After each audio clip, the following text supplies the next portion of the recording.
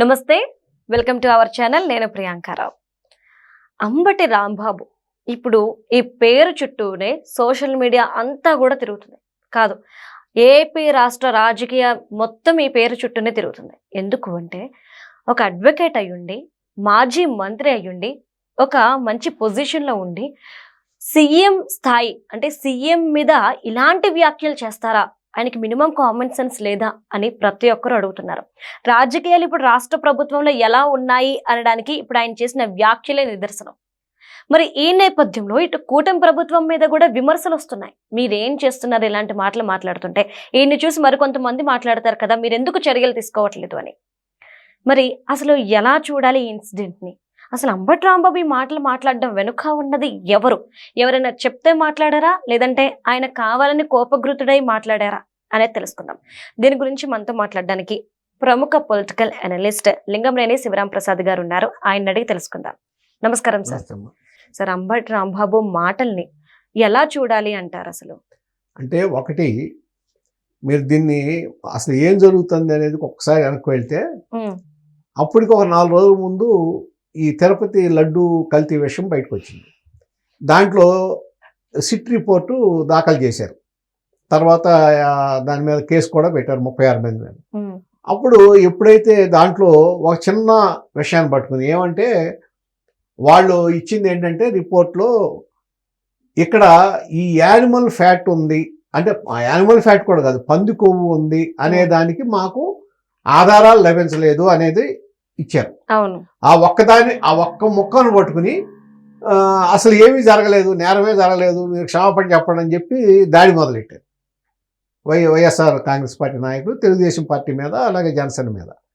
ఆ సమయంలో దాదాపు 2 రోజుల పాటు తెలుగుదేశం పార్టీ శ్రేణులని నిద్రపోయారు. కనీసం ఎన్డీడీబీ రిపోర్ట్ వచ్చింది. అసలు ఎన్డీడీబీ రిపోర్ట్లో అంతకుముందు 2004లో ఎన్డీడీబీకి పంపించినప్పుడు వాళ్ళే యానిమల్ ఫ్యాట్ కానీ, లేకపోతే వెజిటబుల్ ఆయిల్, యానిమల్ ఫ్యాట్, అట్లాగే ఫిష్ ఆయిల్ ఇవి కల్తీ జరిగిందని అనుమానంగా ఉన్నాయని చెప్పారు. ఆ చెప్పిన విషయాన్ని కూడా చెప్పుకోలేకపోయారు. ఆ తర్వాత ఏమైందంటే 2 రోజుల తర్వాత నెమ్మదిగా మొత్తం విషయాలన్నీ ఒక్కొక్కటి బయటకు వస్తాయి. ఎన్డీడీబీ రిపోర్ట్ బయటకు వచ్చి దాని మీద ఎదురుదాడులు మొదలయ్యేటప్పటికి ఏమైంది, మళ్ళీ వైసీపీ డిఫెన్స్లో పడిపోయింది.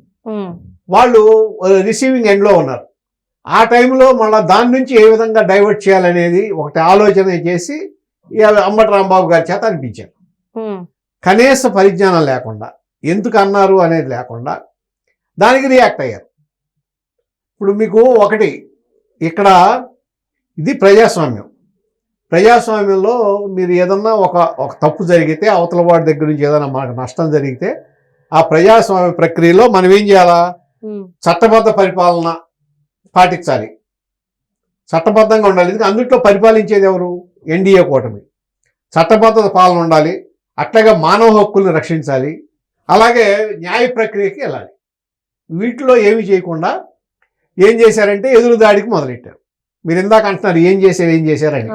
ఏం చేశారంటే ఎదురుదాడి అంటే కంటికి కన్ను పంటికి పన్ను అనే పద్ధతి, అది కరెక్ట్ కాదు. ఎందుకంటే ఇది ఎక్కడి నుంచి వచ్చిందంటే, అసలు గతంలో బాబిలోనియాలో హమ్మురాబి చట్టం అంటారు దీన్ని. బాబిలోనియాలో 1792-1750 మధ్యలో ఒక రాజుగారు పరిపాలించాడు, హమ్మురాబి అనే రాజు. ఆయన ఒక చట్టం చేశాడు, అది మీకు రాతి స్తంభాల మీద కూడా చెక్కించాడు. ఏంటంటే కన్ను కాకపోతే, ఇప్పుడు ఎవడైతే ఆ పని చేశాడో ఎదుటాడికి కూడా కన్ను తీసేయటం, కాలు పోతే కాలు తీసేయటం. ఇది ఆ రోజు చట్టం. అది ఆ రోజున ఆ యుగంలో ఆ రాజులు కాబట్టి, వాళ్ళ నిరంకుశులు కాబట్టి నిరంకుశత్వంలో అది సరిపోయింది. కానీ వాళ్ళ ప్రజాస్వామ్యం, ప్రజలు ఎన్నుకున్న ప్రభుత్వం, చట్టబద్ధంగా ఉండాలి. ఇక్కడ మీరు ఆ హమ్మురాబి చట్టాలు తీసుకొచ్చి ఇక్కడ చేస్తామంటే కుదరదు. రెండోది ఏంటంటే, దీన్ని ఇంకొకటి స్వీయ న్యాయ ప్రక్రియ అంటారు. లించింగ్ అంటే మన కొట్టితే మనం కొట్టేయటం, వాడు మన ఏదైనా చేస్తే మనం చేసేయటం. ఇది ప్రజాస్వామ్యంలో కుదరదు. మీకు అవతల ఇవాళ రాజ్యాంగం జీవించే హక్కు కూడా వచ్చింది. ఆర్టికల్ 21 ప్రకారం జీవించే హక్కు ఇచ్చింది. ఎదుటివాడు ఏదన్నా చేస్తే దాన్ని మీరు చట్టబద్ధంగా ఎదుర్కోవాలి తప్ప మీ అంతటా మీరే న్యాయ ప్రక్రియ, స్వీయ న్యాయ ప్రక్రియ లేకపోతే స్వీయ శిక్షా విధానం అమలు చేస్తామంటే కుదరదు. ఇప్పుడు కంటికి కన్ను అనే విధానమే తప్పు. ఏది an eye for an eye will make the whole world blind. అంటే కంటికి కన్ను అనే విధానం కనుక అమలు చేస్తే అదే కరెక్ట్ అనుకుంటే ప్రపంచం మొత్తం అంధకారం అయిపోతుంది, అందులమయం అయిపోతుంది. ఎందుకంటే ఎవడు సగం మంది ఈ విధంగా అయిపోతారు కదా. ఇది గుర్తించాలి మనం. రెండోది ఏంటంటే ఎప్పుడూ కూడా పరిపాలించేవాడు చాలా జాగ్రత్తగా ఉండాలి. జగన్మోహన్ రెడ్డి గారు గతంలో ఆయన 2019లో అధికారంలోకి వచ్చినప్పుడు, ఆ రోజున తెలుగుదేశం పార్టీకి 23 సీట్లు వచ్చినప్పుడు కూడా ఆయన ఏం చేశాడు, తనకి వ్యతిరేకంగా తనే ఆయుధాలు అందించాడు. మొట్టమొదట చేసింది అక్కడ ఏది ఒక దీన్ని ప్రభుత్వ కట్టడాన్ని కూలగొట్టి అక్కడి నుంచి నేను అరాచకం అనేది ఉంటుంది, నా పద్ధతి ఇలా ఉంటుందని చెప్పి ప్రజల్లో ఒక విధాన్ని తీసుకొచ్చారు. తర్వాత అమరావతి ఇష్యూ, అనేక ఇష్యూలు జరిగినాయి. తర్వాత అసెంబ్లీలో సాక్షాత్తు ఆ మాజీ ముఖ్యమంత్రి గారి భార్యను అవమానించినట్టు మాట్లాడితే ఈయన మెదలకుండా కూర్చుంటాం. అలాగే అనేక చోట్ల మహిళల మీద ఈ విధంగా మాట్లాడటం, వీళ్ళు దాడులు చేయటం, ఎవరో ఏదో ఆ పార్టీలో ఒక మాట అన్నారని చెప్పి పార్టీ ఆఫీస్ మీద ఎప్పుడూ లేని విధంగా ఆఫీసుల మీద దాడి చేయటం, ఇవన్నీ కూడా ప్రజలు నోట్ చేసుకున్నారు. సార్ అంటే ప్రతి విషయం ప్రజలు ఏం జరుగుతుందో నోట్ చేసుకుని ఆఖరికి ఎవరికి ఓటేయాలో వాళ్ళకి ఓటేసి ఎవరిని ఎక్కడ ఉంచాలో అక్కడ ఉంచారు. అంటే మీరు గుర్తుంచుకోవాల్సింది ఏంటి, ప్రజలు అబ్జర్వ్ చేస్తున్నారు. ఆ అబ్జర్వేషన్ మీరు ఒక నష్టం జరిగింది మనం పడ్డాము అంటే పడింది ఎప్పుడు చెడ్డ కాదు. అటువంటి మళ్ళా మీరు ఆయుధాలు ఇవాళ అధికారంలో ఉన్న పార్టీ ప్రతిపక్షంలో ఉన్న పార్టీకి అప్పచెప్పకూడదు. ఎందుకంటే ఇవాళ మీకు 11 సీట్లే జగన్మోహన్ రెడ్డి గారికి ఉంది.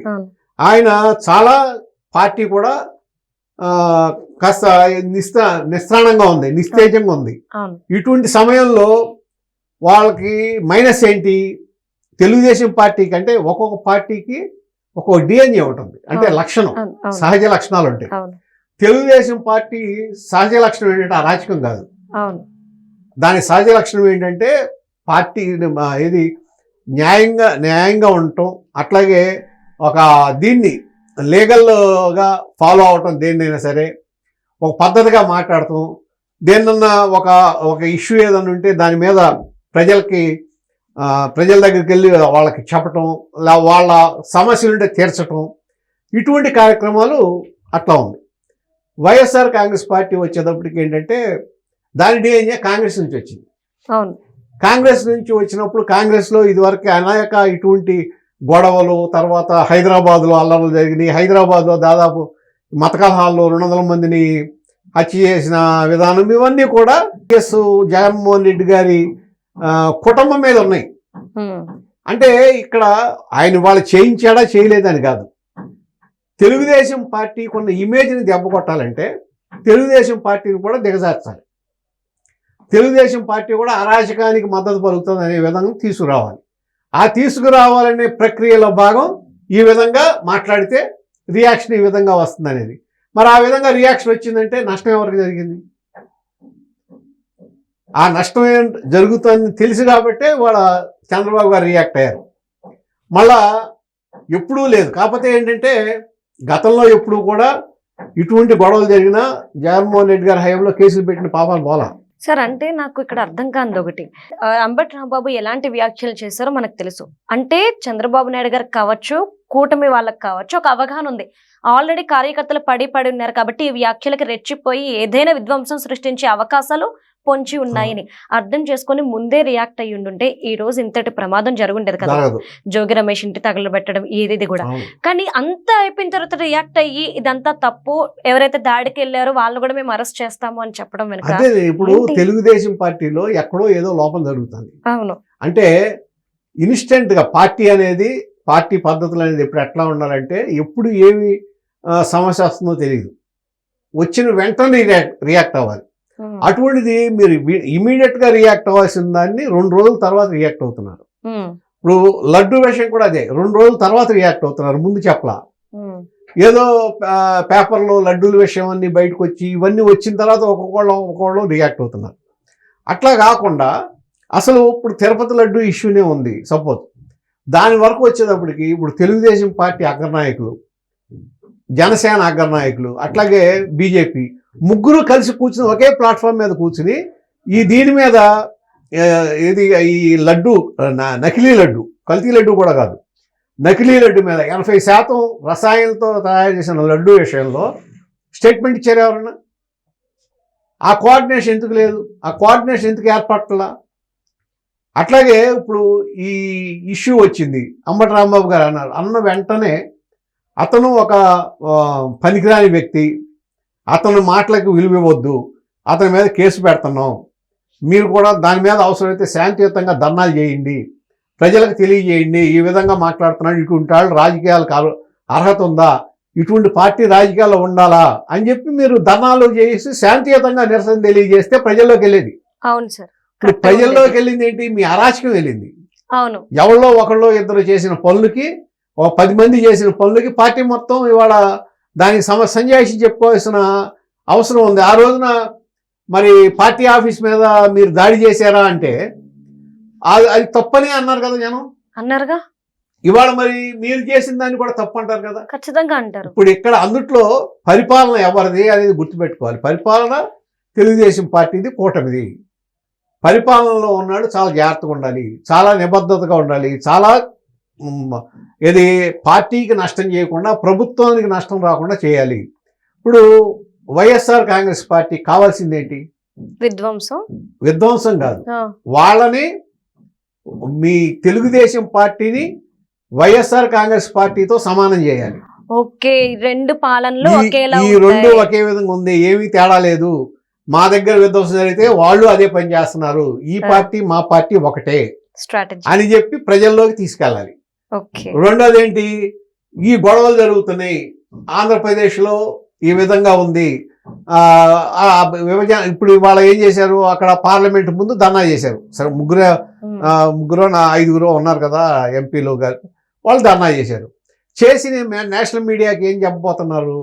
ఏమి చెప్పాలని? ఆంధ్రప్రదేశ్లో లా అండ్ ఆర్డర్ సరిగ్గా లేదు, లా అండ్ ఆర్డర్ సరిగ్గా లేకపోతే పెట్టుబడులు రావు, పెట్టుబడులు రాకపోతే రాష్ట్రం డెవలప్ అవ్వదు, రాష్ట్రం డెవలప్ అవ్వలేకపోతే చంద్రబాబు నాయుడు గారు పరిపాలన బాగాలేదు.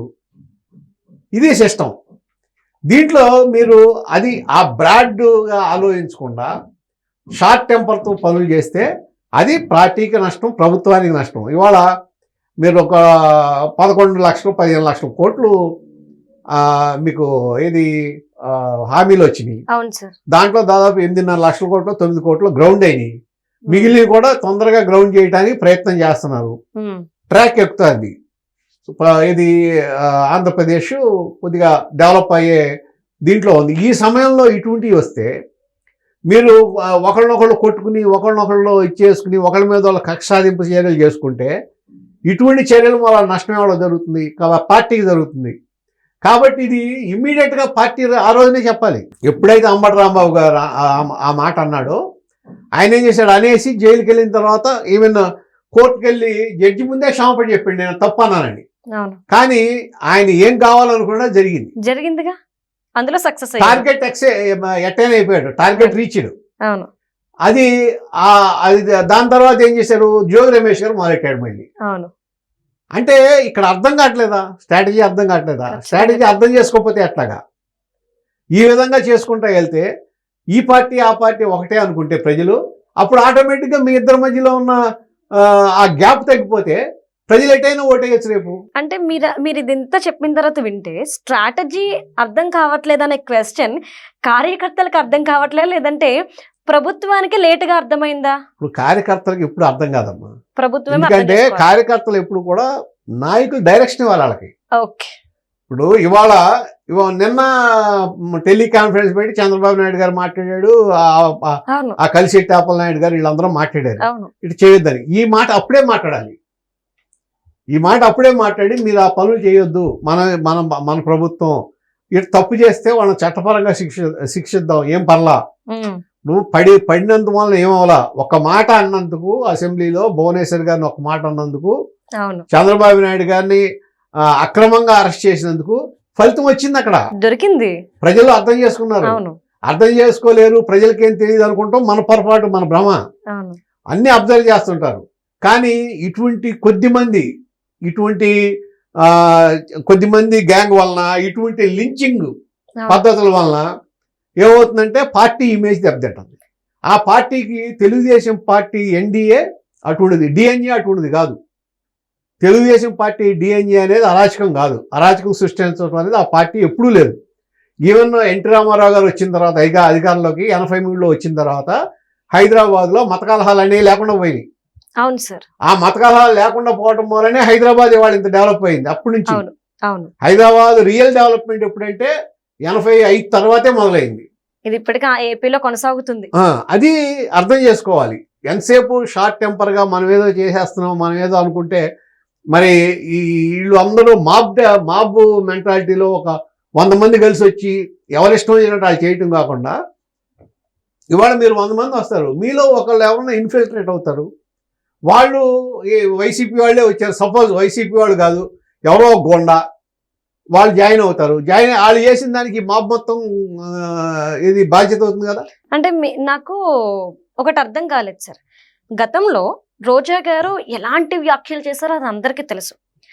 పేర్నేని నాని, అంబటి రాంబాబు కావచ్చు, జగన్మోహన్ రెడ్డి గారు కావచ్చు, వీళ్ళందరూ కూడా ఆఖరికి పవన్ కళ్యాణ్ గారి పిల్లల మీద కూడా అసభ్యంగా మాట్లాడిన రోజున ఇదే కార్యకర్తలు ఇలాంటి దాడులకు ఎప్పుడు పాల్పడలేదు.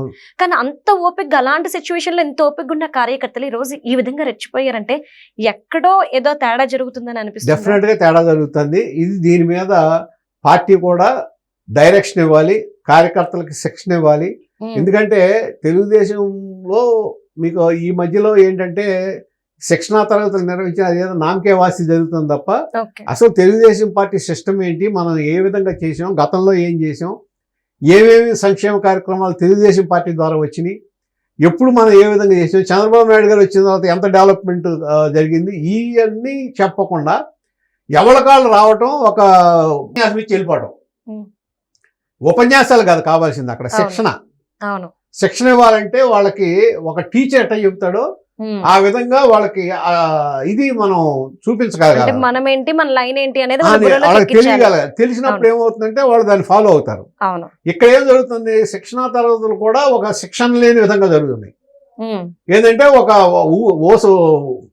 ఊసుబాక ఉపన్యాసాలని బయట అయిని అక్కడ అయిని వాళ్ళు ఏమింటారు, అట్లాగా కాకుండా ఒక దీనికి ఒక నైతిక ప్రవర్తన అంటే ఏంటి, ఎప్పుడు ఎన్టీ రామారావు గారు ఏదంటే తెలుగుదేశం పార్టీ అంటే నాయకులే కాదు కార్యకర్తలు కూడా ప్రజలకి అభిమాన పాత్రలు అవ్వాలి, ప్రజలకు వీళ్ళ గౌరవప్రదంగా ఉండాలి, ప్రజల్లో వీళ్ళు అనేది ఉండాలి, అది ఉండాలి. అంతేగాని గోండాల్లాగా ఏదో ఆ టైంలో మనం ఇచ్చేసే విధంగా, వాళ్ళు బూతులు తిడితే మనం కూడా తిడదామనే విధంగా, ఆ విధంగా ఉండటం కరెక్ట్ కాదు. తెలుగుదేశం పార్టీ లాగానే ఉండాలి. అంతేగాని ఇది ట్రాన్స్ఫార్మ్ అయ్యి వైఎస్ఆర్ కాంగ్రెస్ పార్టీ లాగా అవడానికి మాత్రం ట్రై చేయకూడదు, చేయకుండా ఉండటం మంచిది. అదే ఇప్పుడు మీకు పవన్ కళ్యాణ్ కూడా అదే అన్నాడు కదా, నేను మీటింగ్ లో అదే చెప్పారు, నేనే మాట్లాడాలని మీరు ఎందుకు మాట్లాడట్లేదు. అదే ఏం జరుగుతుంది, కూటమిలో ఎంతమంది ఉన్నారు, ఎంతమంది నాయకులు ఉన్నారు, బీజేపీ వాళ్ళు ఉన్నారు, చదువుకున్న వాళ్ళు ఉన్నారు, ఎందుకు మాట్లాడతలా? దాంట్లో ఇప్పుడు మీరు సిట్ రిపోర్ట్ చూస్తే 5 నిమిషాలు చెప్పచ్చు ఎవరైనా సరే, ఈ రిపోర్ట్లో ఇది ఉందని చెప్పచ్చు. వాళ్ళు 2 రోజులు మాట్లాడుతుంటే ఎవరికి వాళ్ళు మాట్లాడకుండా కూర్చున్నారంటే ఏంటి, వీళ్ళ ఆలోచన ఏంటి, అసలు వీళ్ళ ఇదేంటి, లేకపోతే వీళ్ళకి ఏమైనా స్వేచ్ఛా స్వాతంత్రం లేదా, మాట్లాడటానికి ఇవ్వట్లేదా, అది ఆలోచించుకోవాలి. Right. Thank you so much sir.